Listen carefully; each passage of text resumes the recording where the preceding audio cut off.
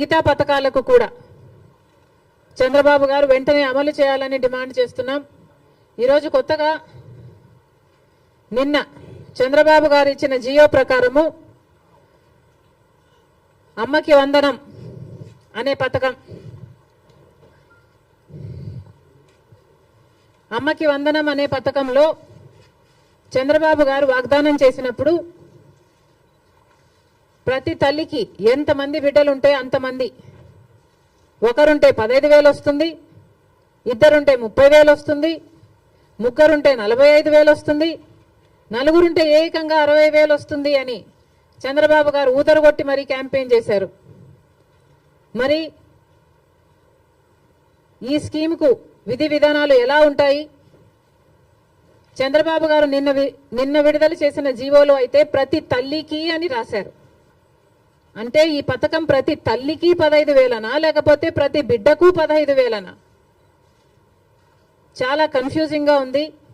ఈ సాక్షి పత్రిక అయితే ప్రతి తల్లికి 15,000 మాత్రమే, అంటే ఒక్కరికే ఇస్తారు, తల్లికి ఇస్తారు, ఒక బిడ్డకు చొప్పునే ఇస్తారు, మిగతా వాళ్ళకందరికీ ఎగనామం పెడతారు అని సాక్షి రాయడం జరిగింది. మరి చంద్రబాబు గారు దీనికి క్లారిటీ ఇవ్వాలి. ఈ పథకం వర్తిస్తున్నది ప్రతి తల్లికి 15,000 లేకపోతే ప్రతి బిడ్డకు 15,000? చంద్రబాబు గారు వాగ్దానం చేసినట్టు ప్రతి బిడ్డకు 15,000 ఇవ్వాలని, ఆ లెక్కన నలుగురు బిడ్డలుంటే 60,000 ఇవ్వాలని మేము డిమాండ్ చేస్తున్నాం. ఇంకో మారు సాక్షిని నడుపుతున్న జగన్మోహన్ రెడ్డి గారు కూడా సమాధానం చెప్పాలి. ఇలాగే జగన్మోహన్ రెడ్డి గారు కూడా అమ్మఒడి అనే పథకం, ఆయన ముఖ్యమంత్రి కాకముందు అమ్మఒడి పథకం కింద మేము ప్రతి బిడ్డకు 15,000 ఇస్తాము అని ఆ రోజు వాగ్దానం చేశారు. తర్వాత ముఖ్యమంత్రి అయ్యారు జగన్మోహన్ రెడ్డి గారు, ప్రతి బిడ్డకు 15,000 ఇవ్వలేదు, ఒక్క బిడ్డకు మాత్రమే. అంటే ప్రతి తల్లికి 15,000 అన్నట్టుగానే జగన్మోహన్ రెడ్డి గారు కూడా వ్యవహరించారు. మరి జగన్మోహన్ రెడ్డి గారికి ఆ వాగ్దానం గుర్తులేదేమో ఈరోజు చంద్రబాబు గారు గురించి రాస్తున్నారు. జగన్మోహన్ రెడ్డి గారు కూడా ఇదే వాగ్దానాన్ని ఇచ్చి మాట తప్పడం జరిగింది. తల్లికి 15,000 అని అనకుండా ఆ రోజు బిడ్డకు ఎంతమంది బిడ్డలుంటే అంతమంది బిడ్డలకు 15,000 ఇస్తాము అని తాను చెప్పడమే కాదు, జగన్మోహన్ రెడ్డి గారి తరఫున క్యాంపెయిన్ చేసిన నేను కూడా, నాతో కూడా అదే వాగ్దానమే చెప్పించారు. ఆ రోజుల్లో నేను కూడా జగన్మోహన్ రెడ్డి గారు ఈ పథకాన్ని అమలు చేస్తారు అని నమ్మి బాయ్ బాయ్ బాబు క్యాంపెయిన్లో నేను కూడా ప్రచారం చేయడం జరిగింది. కానీ జగన్మోహన్ రెడ్డి గారు ముఖ్యమంత్రి అయిన తర్వాత అమ్మఒడి పథకం కింద కేవలం ఒక బిడ్డకు మాత్రమే ఇవ్వడం జరిగింది. జగన్మోహన్ రెడ్డి గారు ఒక బిడ్డకే ఇచ్చారు, ఇప్పుడు చంద్రబాబు గారు కూడా ఒక బిడ్డకే ఇస్తారు అని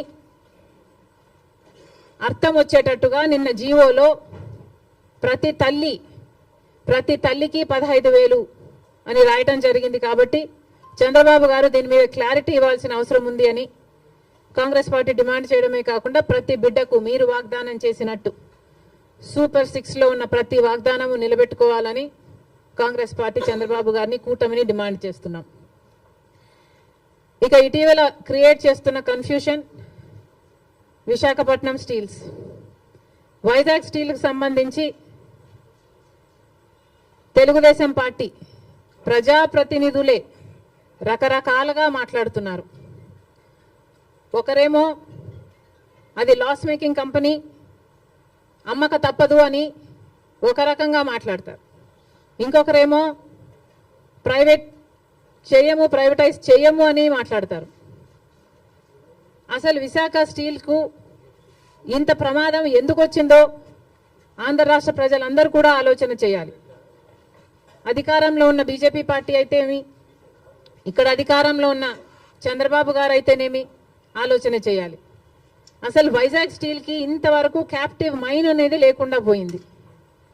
రాజశేఖర రెడ్డి గారి హయాంలో రాజశేఖర రెడ్డి గారు వైజాగ్ స్టీల్కి ఒక క్యాప్టివ్ మైన్ ఉండాలి అనే ఉద్దేశంతో అనంతపూర్ దగ్గర ఒక మైన్ ఐడెంటిఫై చేయడమే కాకుండా ట్రైపార్టీ అగ్రిమెంట్ స్థాయి వరకు కూడా క్యాప్టివ్ మైన్ కోసం ప్రయత్నం చేయడం జరిగింది.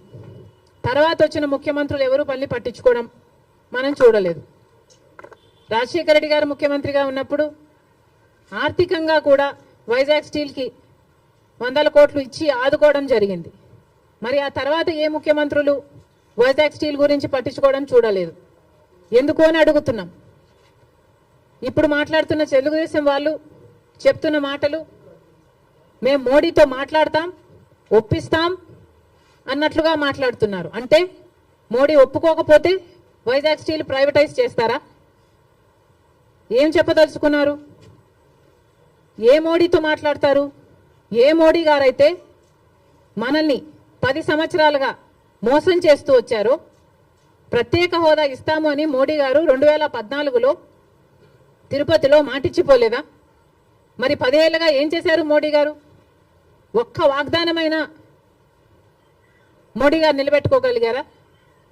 ప్రత్యేక హోదా అయితేనేమి, పోలవరం అయితేనేమి, కడప స్టీల్ ఫ్యాక్టరీ అయితేనేమి, పోర్ట్లు అయితేనేమి, ఇలాంటి ఒక్కటంటే ఒక్కటి కూడా, రాజధాని విషయం అయితేనేమి ఒక్కటి కూడా మోడీ గారు మాట నిలబెట్టుకోలేదు. మరి అదే మోడీ గారి మీద మళ్ళా మాకు నమ్మకం ఉంది, మోడీ గారు ఆదుకుంటారు అన్నట్టుగా మాట్లాడుతున్నారే.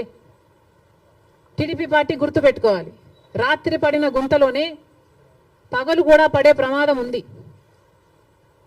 ఒకసారి ఆలోచన చేసి మీరు ఎవరిని నమ్ముతున్నారో, ప్రజలకు ఏం మాట్లాడుతున్నారో, ఏం మాటలు చెప్పారో ఆలోచన చేయండి. మోడీ అంటేనే మోసం, మోడీ అంటేనే వెన్నుపోటు. ఆంధ్ర రాష్ట్రానికి ఇప్పటికే 10 సంవత్సరాలుగా వెన్నుపోటు పొడుస్తూనే ఉన్నాడు మోడీ గారు. అలాంటి మోడీ గారి చేతుల్లో వైజాగ్ స్టీల్ పెట్టడం అన్నది దారుణం. జగన్మోహన్ రెడ్డి గారు 5 సంవత్సరాలు ముఖ్యమంత్రిగా ఉండి కూడా రాజశేఖర రెడ్డి గారికి అంత ఇష్టమైన ప్రాజెక్ట్ అది అని తెలిసి కూడా రాజశేఖర రెడ్డి గారు వైజాగ్ స్టీల్స్ కోసం, క్యాప్టివ్ మైన్ కోసం ప్రయత్నించడమే కాకుండా, ఆర్థికంగా ఆదుకోవడమే కాకుండా, రాజశేఖర రెడ్డి గారు అంతా వైజాగ్ స్టీల్ కోసం చేస్తే ముఖ్యమంత్రిగా ఉండి కూడా జగన్మోహన్ రెడ్డి గారు ఒక్క ఫింగర్ కూడా ఎత్తలేదు వైజాగ్ స్టీల్ని కాపాడడం కోసం. ఎందుకు అని అడుగుతున్నాం. వైజాగ్ స్టీల్ నష్టాలలో ఉందా అన్నట్టుగా ఆ గ్రూపుల ఆర్గనైజేషన్లు వచ్చి మాట్లాడితే, అయ్యో నష్టాలలో ఉందా అన్నట్లుగా జగన్మోహన్ రెడ్డి గారు ప్రశ్నించడం జరిగింది. ఇప్పుడు చంద్రబాబు గారేమో నోరిప్పకుండా వాళ్ళ చేత కన్ఫ్యూజింగ్ స్టేట్మెంట్స్ ఇప్పిస్తున్నారు. చంద్రబాబు గారిని డిమాండ్ చేస్తున్నాం, చంద్రబాబు గారే మాట్లాడాల్సిన అవసరం ఉంది. చంద్రబాబు గారే ఢిల్లీలో మీడియా కాన్ఫరెన్స్ పెట్టి, ఢిల్లీ పెద్దలు కూటమి అందరూ కలిసి వైజాగ్ స్టీల్ ప్రైవేటైజ్ చేయబోము అన్న కాన్ఫిడెన్స్, అన్న మాట ఆంధ్ర రాష్ట్ర ప్రజలకు చంద్రబాబు గారు చెప్పాల్సిన అవసరం ఉంది. ఇవన్నీ ఒక ఎత్తు అయితే, ఈరోజు రాజశేఖర రెడ్డి గారు ఉమ్మడి ఆంధ్ర రాష్ట్ర నాయకుడిగా 2 సార్లు గెలిచిన నాయకుడు. అలాంటి నాయకుడికి రాజకీయాలు ఆపాదిస్తూ, గెలుపు ఓటములను ఆపాదిస్తూ ఈరోజు రాజశేఖర రెడ్డి గారి విగ్రహాలను ధ్వంసం చేస్తున్నారు టీడీపీ గూండాలు. ఇది ఎక్కడి న్యాయమని అడుగుతున్నాం. రాజశేఖర రెడ్డి గారు మన రాష్ట్రం కోసం ఎన్నో అద్భుతమైన పథకాలు చేయడం నిజం కాదా? మన రాష్ట్ర ప్రజల కోసం తాను బతికినంత కాలం సేవలు చేస్తూ, పోరాటాలు చేస్తూ బతకడమే కాకుండా చచ్చిపోయేటప్పుడు కూడా ఆఖరికి రచ్చబండకని వెళ్ళి ప్రజల కోసం తప్పించి చనిపోయిన మాట వాస్తవం కదా?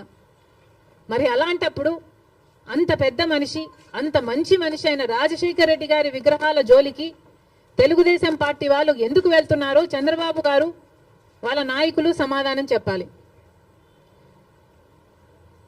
రాజశేఖర రెడ్డి గారు ఏదో వైసీపీ నాయకుడు అన్నట్టుగా వ్యవహరించడం జరుగుతుంది. వైసీపీ వాళ్ళు హత్యా రాజకీయాలు చేసుండొచ్చు, గుండా రాజకీయాలు చేసుండొచ్చు, కక్ష రాజకీయాలు చేసుండొచ్చు, మేము కాదంటం లేదు. కానీ దానికి రాజశేఖర రెడ్డి గారికి ఏమిటి సంబంధం అని అడుగుతున్నాం.